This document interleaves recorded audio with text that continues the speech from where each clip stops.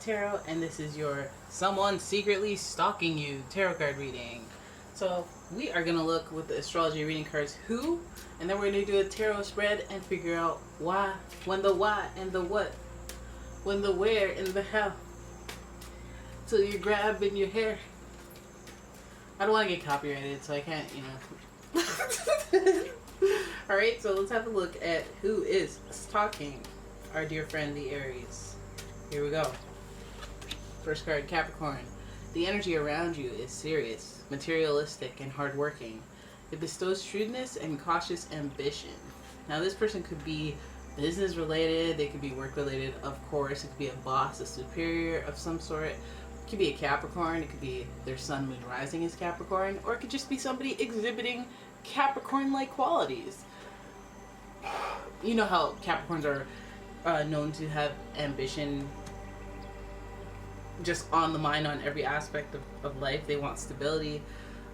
So this person may be looking at you through that lens. Then we have Leo. The energy is flamboyant, dramatic, proud, and passionate. It focuses on the importance of self-belief.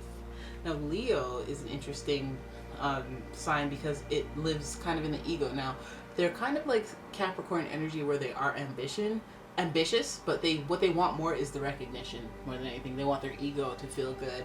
They're also very creative.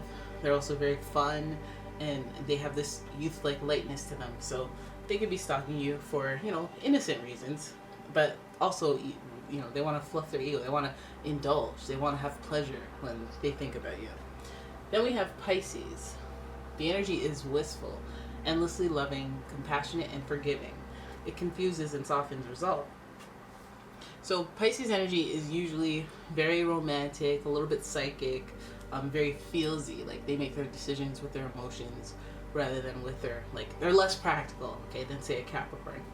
So this person's going through that lens. They could have a little bit of an, mind-altering illusion, a filter through which they look at you. So, they could see you as somebody that they've just imagined in their head rather than who you actually are. That's when somebody, they just have this huge crush on you and they don't know a thing about you, but they like you so much, and you're like, ooh, how can you like me that much and you don't even know me like that? Well, what even are you? Okay, so let's have a look at your tarot card spread and figure out the why of the stalking. Oh, what do you want? What do you want from me? You should be here. What's happening? Alright, so your first card is Two of Swords. Two of Swords, being at a crossroads. Let's zoom out a little bit. The Ace of Cups, love. Interesting, guys. Eight of Pentacles, achievement. More Pentacles, the Seven of Pentacles, potential.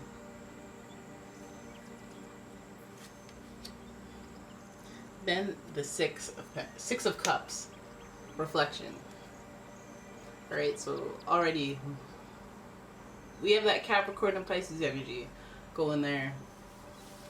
They're usually very complementary. We have Pentacles, could be a Taurus, Capricorn, or a Virgo. We have water, Cups, could be a Cancer, Scorpio, or a Pisces. But we start off at a crossroads with this person, a stalemate, where they're blinded by, they're not wanting to make a decision. Maybe that's why they hover behind and do the stalking. They're at a crossroads. They don't necessarily, they like to keep things in a state of limbo. Some of you guys may be in situationships where this person doesn't want to make a definitive decision, but ultimately we see a love, a new connection happening, or a new beginning as it relates to love, romance, relationships, which is always a positive thing in my books. Well, let's get a little more intimate. We could get more intimate. A little more. There you go. So it feels like a new connection is starting up. Now, it's one of those situations where Two of Swords, where you're like, I don't know if I should, if I shouldn't. I guess you should. I guess you will. Alright? And it takes a lot of work. It takes a lot of effort. We see that with the Eight of Pentacles. We know that is a very that's a very focused energy. It's the energy of someone who's willing to put in the work to make it work. And that's usually what you fundamentally need for relationships. Don't think it escapes me that the Two of Swords is there with the, at the crossroads, being in a state of limbo between yes or no, here and there, past, future, like just not being able to decide and hovering somewhere in between. But also, too, speaks to the duality of the decision, which again, relationships, duality. Now, I think that we're not even just completely speaking about emotions. Like, I don't know if I like you. I don't know if I think we're being really practical about why we're hesitant to proceed with this stalker, this person doing the research. We have Pentacles energy, so we know that the hesitation may come because this person is hesitant. Earth signs are very slow and deliberate about choosing their partners, their long-term partners, for sure. They like to observe. They like to let time pass and see how you behave before they like to do some vetting before they lock it down.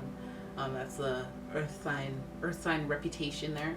Then we have the Seven of Pentacles with potential, but it's also again about decision making and trying to choose, which is also the same energy of earth signs taking a long time to choose because they need to see you in multiple situations.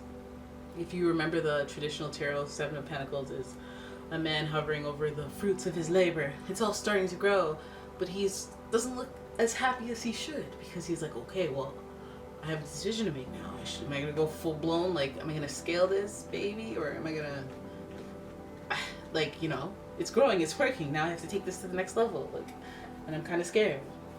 It's like when this person makes a decision about you, they're hesitant, or they want to make a decision, but they're hesitant because they're weighing out their options. They're looking at how things will go down. This is good. This is somebody who's being mature. It's not nice to know that somebody's researching you, trying to see if you're a good person and stuff like that. But, if you are a good person, if you're wicked and you're out there being wicked and awesome, then you'll be like, yeah, that's right. Yeah, look me up. So then we have Six of Cups here, reflection. Self-reflection. Six of Cups, super emotional, super thinking about, does this person resonate with my past, present, and my future? Does this person give me those fond memories, or do they feel familiar, basically? And I think that's what they're assessing about you. And to be honest, is that really an assessment? It's more of a realization. It's more of a reasoning for why they have this affection for you. That's why they have that love for you, that you're either connected directly to their past or you remind them of something in their past, and it just gives them this fondness that you can't really explain. Alright, so this stalker seems like I come in peace. I come to assess. It's not necessarily stalking more than it's research. You're not going to do a background check. There's some real crazy people out here. It's pretty completely understandable. Am I rooting for your stalker? Kind of.